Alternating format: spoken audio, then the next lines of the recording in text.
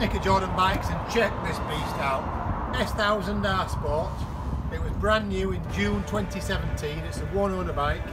It's done just over 1,000 miles. I think it's 1,050 miles. And the chap has spent £6,000 on upgrades. Right, don't want to miss anything.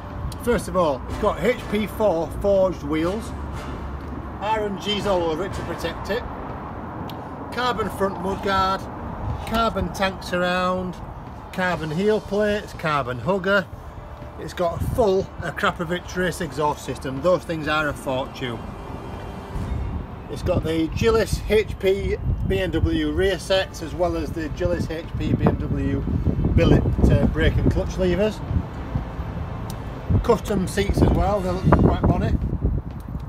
It's got the Dynamic Pro, ESA, ABS Pro, Rider Pro, every single pack you can have on these basically with a cruise control as well. I don't think you'd find one in the whole of the UK spec'd up better than this. We've had it running for the last 5 minutes to get it warmed up so we can give you an idea of what that exhaust sounds like. It's a right ear burner.